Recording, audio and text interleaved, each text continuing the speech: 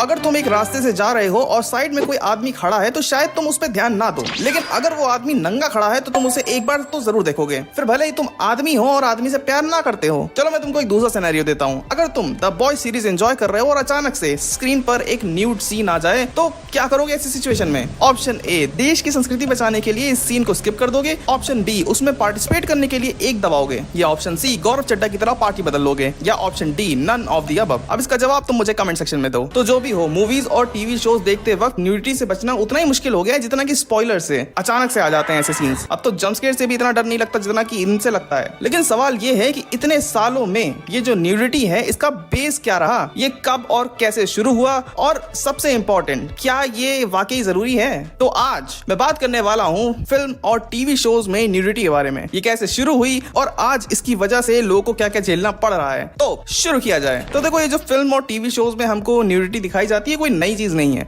In fact ये William Shakespeare के जमाने तक जाती है। हॉलीवुड के शुरुआती दिनों में लोग फिल्मों में न्यूडिटी, सेक्सुअलिटी, क्रिमिनलिटी और वायलेंस के पोर्ट्रेयल के बिल्कुल खिलाफ थे। इसी वजह से अलग अलग स्टेट्स में सेंसरशिप बोर्ड्स बनाए गए ताकि ये जो स्टैंडर्ड्स है ना इनको मेंटेन रखा जाए। लेकिन रूल ज्यादा टाइम तक टिक नहीं पाए क्योंकि हर जगह पर लॉज को एक ही जैसा रखना बहुत मुश्किल है। आगे चलकर हॉलीवुड ने खुद ही अपनी फिल्म्स को सेंसर करना शुरू कर दिया क्योंकि उन्हें डर था कि कहीं उनका धंधा बंद ना हो जाए। अब मूवीज की मर्यादा को ध्यान में रखते हुए आगे चलकर motion picture producer and distributor of America बनाया गया। इसके हेड थे विलियम एच हेज और इनका मेन एम था फिल्म को नियत की तरह साफ बनाना ताकि पब्लिक का जो रिएक्शन है वो मूवी बिजनेस को नुकसान ना पहुंचाए। और इसी के तहत काफी रिस्ट्रिक्शंस भी लगाए गए जैसे कि brutality, crime, divorce, nudity, sex जैसे थीम्स को बैन कर दिया गया। लेकिन देखो, ये सारे जितने भी एफर्ट्स थे ये ज्यादा सक्सेसफुल रहे नहीं क्योंकि कई सारे स्टूडियोज इन रूल्स को इग्नोर कर देते थे, बोलते थे MPDA मेरे।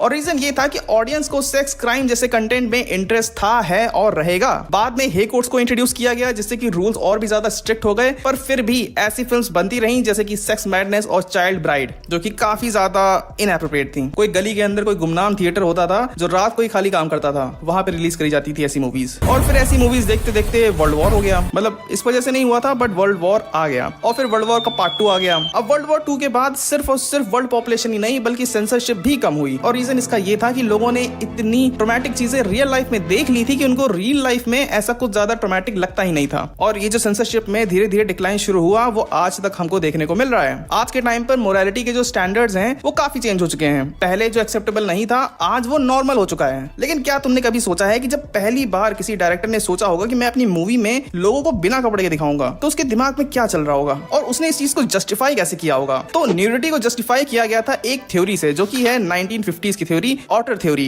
अब इस थ्योरी का मेन आइडिया ये था कि जो फिल्म्स होती हैं ये सिर्फ एंटरटेनमेंट नहीं होती हैं बल्कि एक आर्ट फॉर्म होती हैं और डायरेक्टर का पर्सनल एक्सप्रेशन होती हैं। मतलब अगर मजनू भाई पेंटर हैं तो उनकी मर्जी, वो अपनी पेंटिंग में गधे को घोड़े पे बैठाएं या घोड़े को गधे बैठाएं। और इस थ्योरी को सपोर्ट मिलने के बाद जो फॉरेन फिल्म मेकर्स थे वो अपना सीना चौड़ा कर मूवीज बनाने लगे जैसे कि एंड गॉड क्रिएटेड वुमन। और इस थ्योरी को सपोर्ट करने वाले लोग ये भी मानते थे कि मूवीज में ये जो सेक्स सीन्स होते हैं ये सिर्फ शॉक वैल्यू के लिए नहीं होते हैं बल्कि ये स्टोरी टेलिंग का एक इंपॉर्टेंट हिस्सा होते हैं। देख रहे हो इंसान ठरक को जस्टिफाई करने के लिए क्या क्या बोलता है।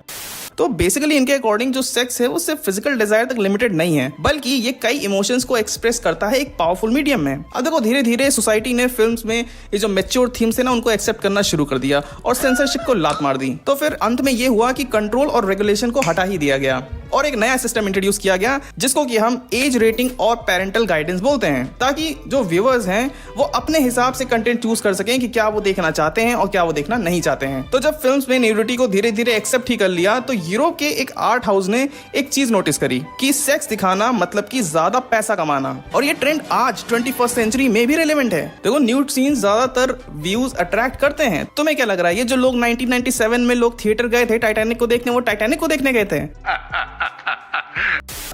एक और एग्जांपल मैं तुम्हें देता हूं, ब्रिजर्टन जो रिलीज होते ही काफी पॉपुलर हो गया था।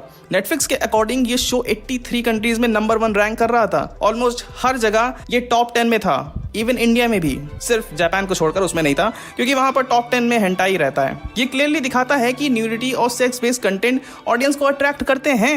ऐसे ही एक एग्जांपल है 50 शेड्स ऑफ ग्रे।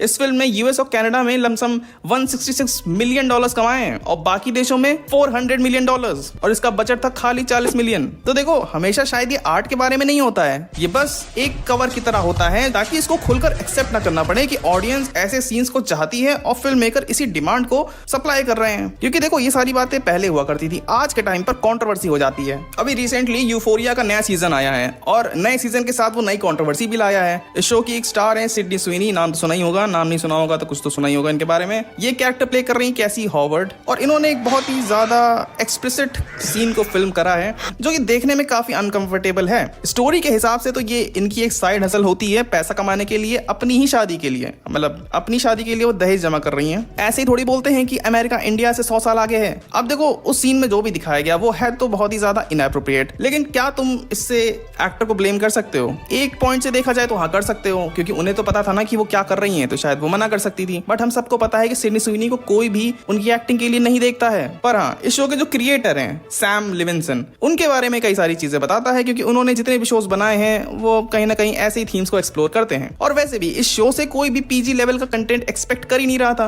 क्योंकि शुरुआत से ही इस शो ने न्यूडिटी, ड्रग्स, एडिक्शन, वायलेंस, इन्हीं सारे थीम्स को एक्सप्लोर करा है। बट कहीं ना कहीं ये सीन जो है ना वो तुमको थोड़ा सा डिस्कंफर्ट जरूर करता है। लेकिन ये सच है कि फिल्म मेकर्स की जो फ्रीडम ऑफ एक्सप्रेशन है उसको हम लिमिट नहीं कर सकते, क्योंकि हर आर्टिस्ट के लिए आर्ट का मतलब अलग होता है। Your 6 can be my 69।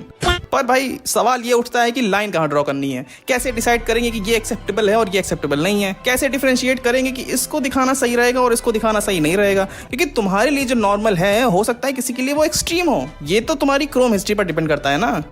लेकिन देखो कहीं ना कहीं हम लोग थोड़ा सा इसमें पीछे रह जाते हैं। देखो इंडियन सोसाइटी एक ऐसी सोसाइटी है जहां strong moral values deeply rooted हैं, स्पेशली जब बात आती है न्यूडिटी और सेक्स सीन्स की, क्योंकि यहाँ पे ऑकवर्ड हो जाते हैं। अगर आप अपने घर में बड़े हुए हो तो आप समझ सकते हो कि पेरेंट्स के साथ कोई किसिंग सीन देखना भी कितना ऑकवर्ड हो जाता है, अनलेस एंड अनटिल आप बियर बाइसेप्स नहीं हो, फिर तो मजे मजे। स्क्रीन पर आप नहीं होते हो पर फिर भी सेकंड हैंड एम्बैरेसमेंट फील होता है। और ये तो सिर्फ किसिंग की बात है, फुल न्यूड या ऐसा कुछ सीन आ जाए तब तो भाई धरती में घुस जाने का मन करता है। क्योंकि हमारे इंडिया में सेक्स को ओपनली डिस्कस नहीं किया जाता, लेकिन फिर भी हमने चाइना को पॉपुलेशन में बीट कर दिया है। इसका मतलब ये है कि work in silence and let your success make noise. लेकिन देखो वक्त के साथ चीजें बदल रही हैं और सोशल मीडिया ने इस चेंज को और भी ज्यादा फास्ट और स्ट्रॉन्ग कर दिया है। लेकिन फिर सवाल ये उठता है ना कि क्या न्यूडिटी के बिना भी ग्रेट आउटस्टैंडिंग मूवीज बन सकती हैं? अब देखो इस सवाल का जवाब हाँ या ना में नहीं है, इसलिए फैक्ट्स पर बात करते हैं। क्या ऐसी मूवीज बनी हैं जो बिना सेक्स सीन्स के भी बॉक्स ऑफिस पर हिट हुई हैं? आइए देखते हैं हाईएस्ट ग्रॉसिंग फिल्म की लिस्ट। बिल्कुल मार्वल सिनेमैटिक इसका सबसे बड़ा एग्जांपल है। शुरुआत की टॉप 5 मूवीज में जरा भी सेक्स नहीं है, तो ये साफ है एक स्ट्रॉन्ग स्टोरी और एंगेजिंग कैरेक्टर ही मूवी को सक्सेसफुल बनाते हैं, ना कि न्यूडिटी। हाँ, अब कुछ लोग डिबेट कर सकते हैं कि न्यूडिटी जो होती है वो स्टोरी टेलिंग का ही तो पार्ट है जो कैरेक्टर को और भी ज्यादा बेटर एक्सप्लेन करती है। वेल, वो उनका ठरकपना है। Just kidding. यहाँ पर एक बहुत ही पतली सी लाइन होती है जो ये डिसाइड करती है कि क्या सच में ये स्टोरी के लिए जरूरी था या फिर ऑडियंस को स्क्रीन से चिपकाने के लिए इसको रखा गया है बस। So that's it for this video. चलो